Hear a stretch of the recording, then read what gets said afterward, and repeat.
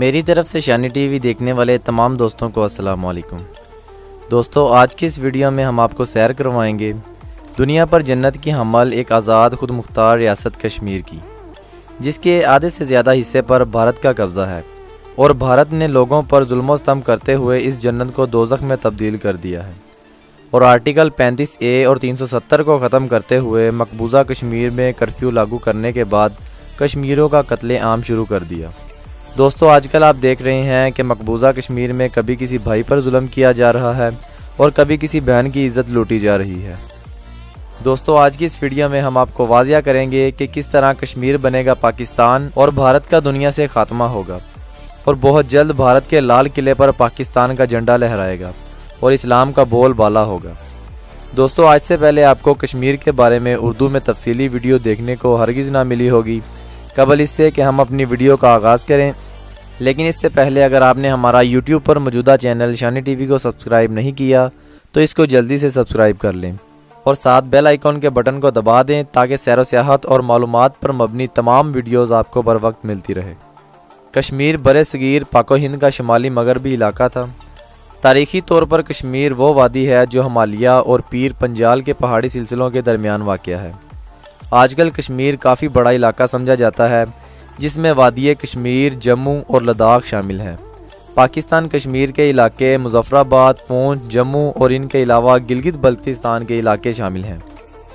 گلگت بلتستان کو 1848 میں کشمیر کے ڈوگرا راجہ نے فتح کیا تھا۔ اس سے پہلے یہ آزاد ریاستیں تھیں۔ پاکستان بننے سے پہلے یہ علاقے کشمیر میں شامل تھے۔ وادی کشمیر پہاڑوں کے دامن میں کئی دریاؤں سے زرخیز ہونے والی سرزمین ہے۔ یہ اپنے قدرتی حسن کے باعث زمین پر جنت تصور کی جاتی ہے۔ دوستو، یہ نعرہ تو ہم سب لگاتے ہیں کہ کشمیر ہمارا ہے، تو ہمیں یہ علم بھی ہونا چاہیے کہ سارا کشمیر کتنا بڑا ہے، اس میں کون کون سے علاقے ہیں اور یہ علاقے کون کون سے ملکوں کے پاس ہیں۔ اس طرح یہ جاننا بھی ضروری ہے کہ سارے کشمیر کی کل آبادی کتنی ہے اور اس میں مسلمان کتنے اور دوسرے مذہب کے لوگ کتنے ہیں۔ کشمیر کا مجموعی رقبہ 2,22,236 مربع کلومیٹر ہے۔ اس طرح یہ سائز میں ہمارے پاکستان کے پنجاب سے تھوڑا سا بڑا ہے اور دنیا کے 113 ممالک سے بھی بڑا ہے۔ اسی طرح کشمیر دراصل 3 ممالک یعنی کہ انڈیا، پاکستان اور چین میں تقسیم ہے۔ 1947 سے ہندوستان، پاکستان اور چین کے مابین تنازع کا موضوع چلا آ رہا ہے۔ اس وقت خطہ تنازعات کے باعث کشمیر 3 ممالک میں تقسیم ہے، جس میں پاکستان، شمالی مغربی علاقے، شمالی علاقہ جات اور آزاد کشمیر، بھارت وسطی اور مغربی علاقے، جموں کشمیر، لداخ اور چین شمالی مشرقی علاقوں، اسکائی چن اور بالائے کراکرم علاقے کا انتظام سنبھالے ہوئے ہے۔ بھارت سیاچن گلیشیر سمیت تمام بلند پہاڑوں پر، جبکہ پاکستان نسبتاً کم اونچے پہاڑوں پر قابض ہیں۔ کشمیر پاکستان اور بھارت کے درمیان میں تنازع کی اہم ترین وجہ ہے، کیونکہ بھارت سارے کشمیر کے وسائل لوٹنا چاہتا ہے اور پاکستان کشمیر کو آزادی دلوانا چاہتا ہے۔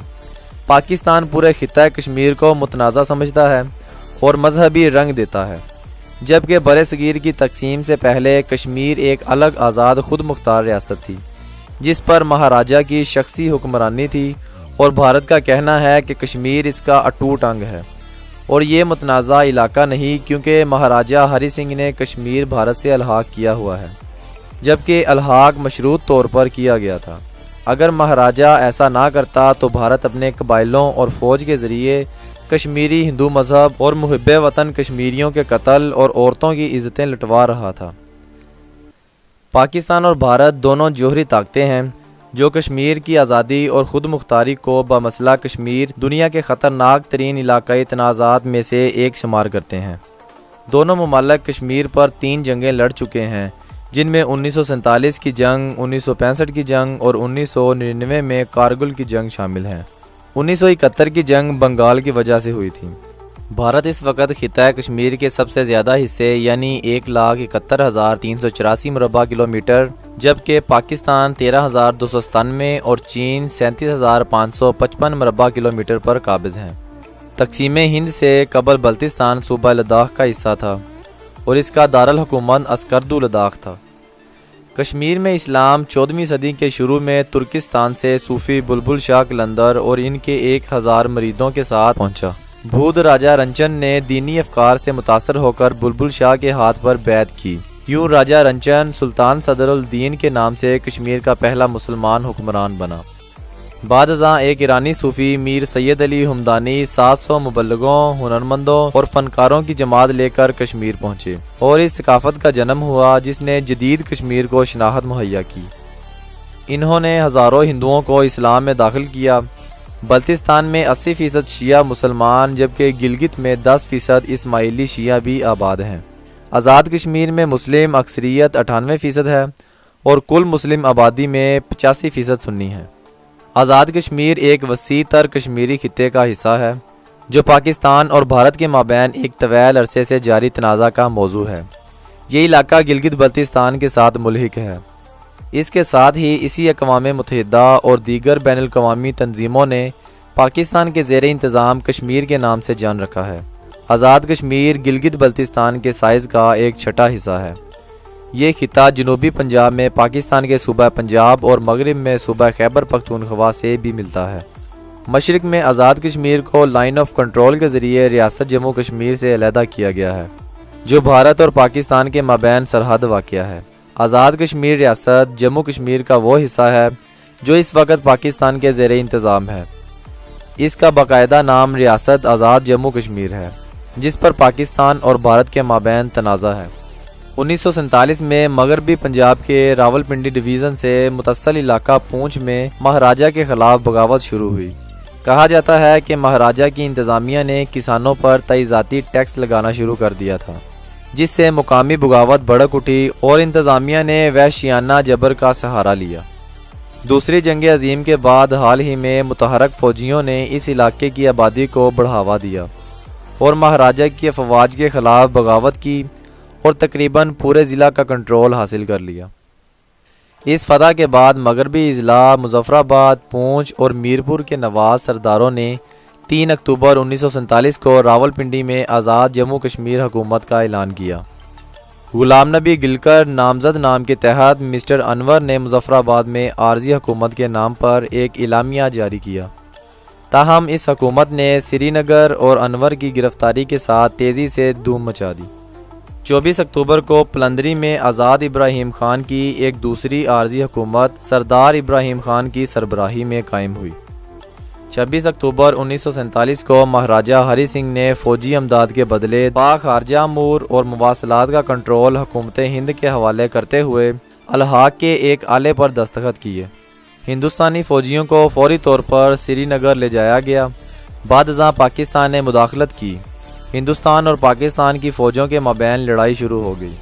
1949 میں کشمیر کے ہندوستانی اور پاکستان کے زیر کنٹرول علاقوں کو الگ کرنے والی باضابطہ فائر لائن عمل میں آئی۔ 1972 میں ہندوستان اور پاکستان کے زیر کنٹرول کشمیر کے درمیان اس وقت کی موجودہ سرحد کو لائن آف کنٹرول کے نامزد کیا گیا تھا۔ 1972 کے شملہ معاہدے کے بعد سے یہ لائن بدستور برقرار ہے جس نے دونوں ممالک کو باہمی گفت و شنید کے ذریعے پرامن ذرائع سے اپنے اختلافات کو حل کرنے کا پابند کیا۔ ناظرین کرام، غزوہ ہند کے بارے میں آپ سب لوگ تو جانتے ہی ہوں گے۔ ایک مسلمان ہونے کی بنا پر آپ اس پر مکمل طور پر ایمان بھی رکھتے ہوں گے، مگر غزوہ ہند کا معرکہ کب لڑا جائے گا، کیا اس کا وقت سر پر آ پہنچا ہے؟ یہ وہ سوالات ہیں جن کے بارے میں ایک عظیم شخصیت حضرت نعمت اللہ شاہ ولی نے نہ صرف پیشگوئی کی بلکہ یہ بھی بتایا تھا کہ غزوہ ہند کب اور کس کے ساتھ لڑی جائے گی۔ تو دوستو، حضرت نعمت اللہ شاہ ولی ایک عظیم صوفی بزرگ اور فارسی شاعر گزرے ہیں جنہوں نے 850 سال پہلے پوری دنیا میں ہونے والے واقعات کی اپنے فارسی اشعار کے ذریعے پیشگوئیاں کی ہے، اور یہ پیشگوئیاں حیران کن حد تک پوری ہوتی دیکھی گئی۔ جبکہ غزوہ ہند کے معرکہ کی بات کی جائے تو اس کے متعلق نعمت اللہ شاہ ولی اپنے ایک شعر میں یوں فرماتے ہیں: یہ جنگ بڑی عید اور چھوٹی عید کے درمیان ہوگی اور اس کے نتیجے میں مسلمان تمام اہل علاقہ کو حاصل کر لیں گے۔ جو ان کے ہاتھ سے نکل چکے ہیں، اور اگر ایک بار خون بہنا شروع ہو گیا تو دریائے اٹک کا پانی 3 بار کافروں کے خون سے سرخ ہوگا۔ ناظرین کرام، اگر دیکھا جائے تو پاکستان اور بھارت دونوں ملکوں کے درمیان کشیدگی اور حالات آپ کے سامنے ہیں۔ اس کے علاوہ یہ بھی بتایا کہ مسلمان ان تمام علاقوں کو حاصل کر لیں گے جو ان کے ہاتھ سے نکل چکے ہیں، جبکہ اگر دیکھا جائے تو تقسیم ہند کے وقت کشمیر ہی وہ علاقہ ہے جو پاکستان کے ہاتھ سے نکل گیا تھا۔ لہٰذا دوستو، اگر کشمیر کے موجودہ حالات کا اچھی طرح سے جائزہ لیا جائے تو ایسا لگتا ہے جیسے غزوہ ہند شروع ہوگی، اور کیونکہ بھارت نے پاکستان کے ساتھ 2 طرفہ معاہدوں کی خلاف ورزی کرتے ہوئے کشمیر میں اپنی فوج کی تعداد دن بدن بڑھانا شروع کر دی ہے، اور پاکستان میں لائن آف کنٹرول کے قریبی علاقوں کو بھی ٹارگٹ کیا ہوا ہے، اور پاکستان کی طرف سے بھی ان کو مکمل طور پر جواب دیا جا رہا ہے۔ اللہ نے چاہا تو بہت جلد پاکستان کا جھنڈا بھارت کے ان علاقوں میں بھی لہرائے گا جو تقسیم کے وقت پاکستان کے حصے میں نہیں آئے تھے۔ ناظرین کرام، یہاں حضرت نعمت اللہ شاہ ولی اپنے شعر کی صورت میں ایک اور پیشگوئی کرتے ہوئے فرماتے ہیں، یہ غزوہ 6 سال تک ایک جنگ کی صورت میں جاری رہے گا جس میں ہر جگہ اس جنگ کی وجہ سے لوگوں کا قتل عام ہوگا۔ آپ مزید پیشگوئی کرتے ہوئے فرماتے ہیں، افغان قوم پر اللہ کا فضل ہوگا اور وہ ہتھیار لے کر مقابلے کے لیے کھڑے ہو جائیں گے، جبکہ اہل کابل بھی کافروں کے قتل کے لیے نکل آئیں گے، اور کافر پوری کوشش کریں گے کہ کسی بہانے سے اس جہاد کو روک سکیں۔ دوستو، اب ان اشعار کی روح سے موجودہ حالات دیکھیں جائیں تو آپ جانتے ہیں کہ پاکستان اور افغانستان کے تعلقات کے بارے میں حال ہی میں ہونے والی معمولی کشیدگی کے باوجود کافی حد تک مضبوط ہوئے، لیکن امریکہ اور طالبان کے درمیان ایک خانہ جنگی کا ماحول ہے۔ کسی حد تک 18 سال سے زیادہ عرصہ ہو گیا ہے کہ انہوں نے امریکی فوج کو یرغمال بنایا ہوا ہے۔ امریکہ جلد سے جلد اپنی فوج کو وہاں سے نکالنا چاہتا ہے، اور اس لیے وہ پاکستان کی ہر شرط ماننے کو تیار ہے۔ اگر اس ساری صورتحال کے باوجود ہندوستان کشمیر میں جنگ چھیڑتا ہے تو پاکستان اور افغان طالبان مل کر انڈیا کے خلاف لڑیں گے، اور ان کے ساتھ اہل کابل بھی مل جائیں گے۔ اس ساری صورتحال کے بعد حضرت نعمت اللہ شاہ ولی فرماتے ہیں، دین اسلام کے احکامات تو مٹ جائیں گے جیسے شمع بجھ جاتی ہے، عالم جاہل بن جائیں گے اور جاہل عالم بن بیٹھیں گے۔ آپ اس پورے خطے کا بغور جائزہ لیں تو آپ کو اس پورے خطے میں بھی یہی صورتحال ملے گی۔ ان حالات کو دیکھتے ہوئے وہ مزید فرماتے ہیں کہ منگول فوجیں شمال سے مدد کے لیے آئیں گی، ایران اور ترکی بھی مددگار بن جائیں گے۔ دوستو، اگر ہم پاکستان کے تعلقات کے بارے میں بات کریں تو دن بدن پاکستان کے تعلقات چائنا اور روس سے بہتر ہوتے جا رہے ہیں، اور اس کا سارا صحرا پاکستان کی موجودہ حکومت کے سر جاتا ہے۔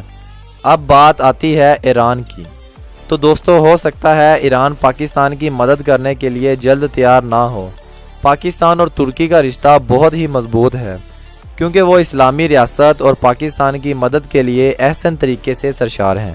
اس کے بعد نعمت اللہ شاہ ولی آگے چل کر ایک اور شعر میں فرماتے ہیں، دین اور ایمان کے تمام بدخواہ دشمن مارے جائیں گے، اور تمام ہندوستان ہندو حکومت اور شرک سے پاک ہو جائے گا۔